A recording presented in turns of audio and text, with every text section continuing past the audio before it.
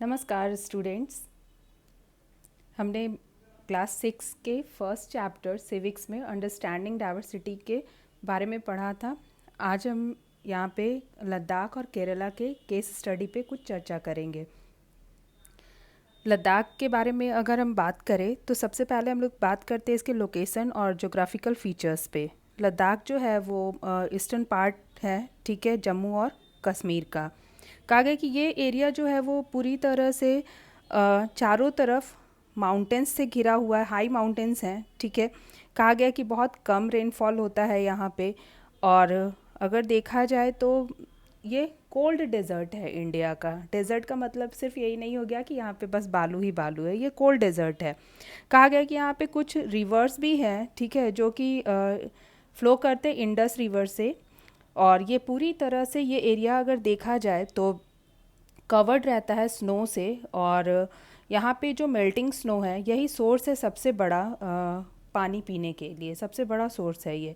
कहा गया है कि यहाँ पे इस रीजन में जो सिप मिलती है, सिप का मतलब हो गया भेड़, जो मिलती है उससे एक बहुत ही कह सकते हो कि बहुत अच्छी क्वालिटी का एक ऊन, वूल जिसको कहते हैं, वो मिलता है, जिससे कि पश्मीना शॉल्स बनाई जाती। पूरी दुनिया में यहाँ की पश्मीना शॉल जो है वो काफ़ी ज़्यादा फेमस है। उसके अलावा यहाँ के लोग जो हैं वो खाने पीने में मिल्क प्रोडक्ट और मीट बहुत ज़्यादा यूज़ करते हैं, क्योंकि यहाँ का जो आप कह सकते हो कि यहाँ ये जो एरिया है यहाँ का एग्रीकल्चर प्रोडक्शन है, उसमें ऑक्सीजन जो है वो कम मात्रा में होती है, क्योंकि ये काफ़ी हाई अप माउंटेन से घिरा हुआ है। तो एग्रीकल्चर यहाँ पे काफ़ी पुअर है, इसलिए भी लोग जो हैं वो यहाँ पे जो ग्रासेस हैं या फिर फ्रूट ट्रीज़ है वो बहुत कम ही संख्या में यहाँ पे डेवलप कर पाते हैं। तो इसलिए लोग जो है वो सिप और याक पे ज़्यादा डिपेंडेंट है। अगर हम लोग इसमें ट्रेड और कॉमर्स की बात करें तो ये रीज़न जो है वो तिब्बत और चाइना के लिए एक स्पेशल रूट है, ठीक है। और ये माउंटेन्स के बहुत सारे पासेस जो हैं वो एग्जिस्ट करते हैं इसमें। लद्दाख फेमस है गुड क्वालिटी पश्मीना के लिए, ये तो पहले ही मैंने आपको बताया। उसके अलावा कारपेट है जो कि यहाँ पे वीव की जाती है, ट्रेडिंग होता है यहाँ से। उसके अलावा जेम स्टोन जो है ये यहाँ से बहुत सारे रीजन्स में सप्लाई की जाती है। रिलीजन की बात अगर हम लोग देख ले तो यहाँ पे बुद्धिज़्म फॉलो होता है, लेकिन उसके बावजूद यहाँ पे इस्लाम ये भी स्प्रेड किया। उसके अलावा अशोका ने जब बुद्धिज़्म को इस रीजन में फैलाया, लगभग आप जान सकते हो इसको कि 2500 ईयर्स पहले यहाँ पे बुद्धिज़्म का प्रचार प्रसार हुआ था कश्मीर रीजन में, ठीक है। इस्लाम इस यहाँ पे 800 साल पहले जो है वो आया, और बुद्धिज़्म यहाँ पे फैलने के कारण ये कहा गया है कि इसे मिनी तिब्बत भी कहा जाता है, क्योंकि बुद्धिज़्म जो है वो आप मिनी तिब्बत या लिटिल तिब्बत दोनों आप इसको बोल सकते हैं। तो कहा गया है कि बुद्धि इस एरिया में बहुत सारे बुद्धिस्ट मोनेस्ट्रीज़ भी हैं, और कहते हैं कि तिब्बत का ये बहुत बड़ा प्रेरणा स्रोत भी है, ठीक है। लद्दाख में बहुत सारे वहाँ के जो लोग हैं वो भी आकर बसते हैं, उन्हें यहाँ पे वो भी बुद्धिज़्म को स्प्रेड किए। उसके अलावा अगर देखा जाए तो ट्रेडिशनली अगर बोला जाए तो यहाँ पे एक नेशनल एपिक है, ठीक है, जो गाया जाता है, जिसको कि केसर सागा कहा गया है। और फेस्टिवल की बात अगर हम लोग करें तो लद्दाख में लोज़ार, फैंग और हेमीज़ ये फेमस फेस्टिवल्स हैं इसके। लोज़ार, फैंग और हेमीज़, ठीक है। और कहा गया कि यहाँ का क्लाइमेट काफ़ी ज़्यादा कोल्ड है, और जितने भी फेस्टिवल्स हैं वो ज़्यादातर यहाँ पे जून से सितंबर तक मनाए जाते हैं। तो आप देखोगे कि किस तरह से जोग्राफिकल एरिया जो है वो भी हिस्ट्री में मैटर करता है, कि आखिर जोग्राफ़ी का क्या प्रभाव पड़ता है इतिहास पे। तो इसका इतिहास अपने आप में बहुत ज़्यादा कह सकते हो कि रिच रहा है हिस्ट्री, और लद्दाख जो है वो पूरी दुनिया में इन चीज़ों के कारण फेमस है। नेक्स्ट हमारा है कि लद्दाख, नेक्स्ट हमारा है केरला। केरला की बात हम लोग करेंगे तो केरला जो है वो इंडिया के साउथ वेस्ट कॉर्नर में पड़ता है, और इसके ये ज़्यादातर आपका अगर देखा जाए तो साउथ वेस्ट कॉर्नर है ये। दूसरी चीज़ है कि ये फेमस है स्पाइसेस के लिए, जैसे कि कार्डमम हो गया, इलायची, ठीक है, लौंग है। उसके अलावा यहाँ पे क्लोव्स जिसको आप कहते हो। फिर है कि यहाँ पे पेपर के लिए तो खैर बहुत ज़्यादा ही फेमस रहा, और ट्रेडर्स के को ये बहुत ज़्यादा अट्रैक्ट किया, क्योंकि भारत के जो मसाले हैं वो पूरी दुनिया में फ़ेमस थे। इवन कि ब्रिटिशर्स भी भारत आए तो उनका एक बहुत पसंदीदा जगह जो है वो केरला रहा, और मसालों से वो भी काफ़ी ज़्यादा प्रभावित थे।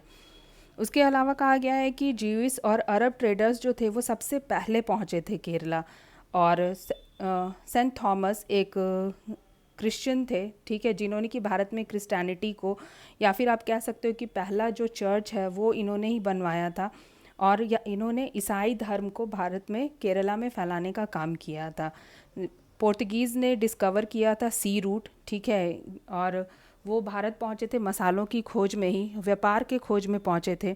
और यहाँ पे बहुत सारे रिलीजन फॉलो किए जाते हैं, जैसे कि हिंदुइज़्म है, जुदाइज़्म है, इस्लाम, क्रिश्चियनिटी और बुद्धिज़्म। तो आप कह सकते हो कि यह यहाँ का भी एक मिक्स्ड कल्चर रहा है, जिसको कि लोग जो है वो बहुत ज़्यादा फॉलो करते हैं। लोगों को ये बताता है कि डाइवर्सिटी जो है वो भारत के कोने कोने में है।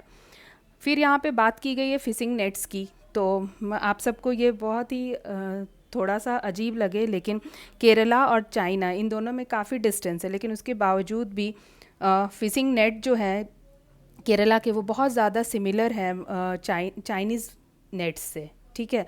तो ये भी कहा गया है कि इवन कि इनके जो कुकिंग वेसल्स थे, बर्तन जो हुआ करते थे, जिसको कि चीना चट्टी कहा जाता है, ठीक है, इसका नाम भी इवन चाइना के नाम पे ही पड़ा है, चाइना या चीन, ठीक है। कहा गया कि राइस जो है, चावल लोगों का मुख्य भोजन है, उसके अलावा फ़िश और वेजिटेबल्स। केरला अपने आप में काफ़ी सुंदर है, जाने का मौका मिले तो घूमिए, ठीक है। केरला और लद्दाख दोनों की बात अगर की जाए तो यहाँ पे आपको ये समझ में आया होगा कि दोनों में बहुत डिफरेंसेस है।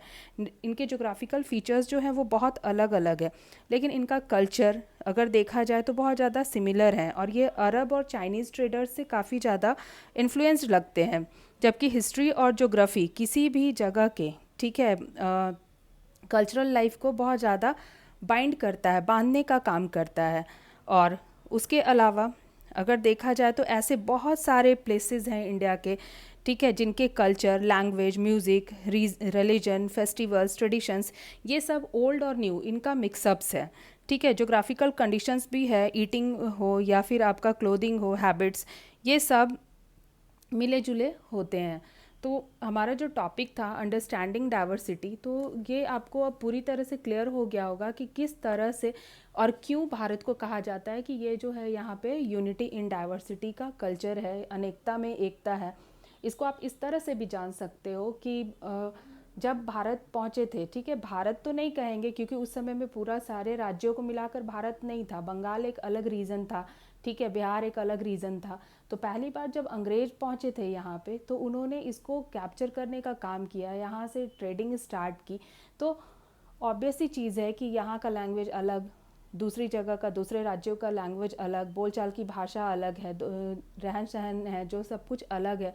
लेकिन उसके अलावा रिलीजन अलग है, कास्ट अलग है, कास्ट है, सब कास्ट हैं, बहुत सारी चीज़ों में ये बटा हुआ है, लेकिन आपस में यूनिटी की कमी हो गई थी, ठीक है। राजा महाराजा आपस में लड़ रहे हैं, नवाबों को फुर्सत नहीं है, ठीक है, अपने राज्य में निरंकुश हो गए थे, आप ऐसा कह सकते हो इसको। लेकिन उसके बावजूद भी भारत जो है वो जब आज़ाद हुआ, बहुत साल तक ये दूसरों के डोमिनेशन में रहा, लेकिन जब आज़ाद हुआ तो भारत को एक बनाने की कोशिश की गई, ठीक है। 1947 के बाद कॉन्स्टिट्यूशन आया, उसके बाद में फिर सरदार वल्लभ भाई पटेल जैसे महान लोगों ने इसका एकीकरण करने की कोशिश की, और उसके बाद में फिर तब जा कर के भारत एक राज्यों का संघ बना, ठीक है। और तब जा कर के जो इतना मिक्स्ड कल्चर था भारतीयों में, वो जा कर के सच में ये दिखाना शुरू किया कि हाँ, भारत जो है वो भले बहुत विविधताओं से भरा हुआ है, लेकिन उसके बावजूद भारत के लोग जो हैं वो एक हैं,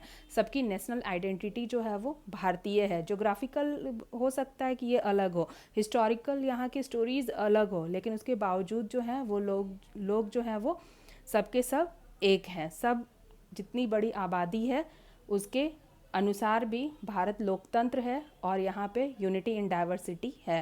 मुझे उम्मीद है आपको ये चैप्टर बहुत अच्छे से समझ में आया होगा। थैंक्स फॉर वॉचिंग, धन्यवाद।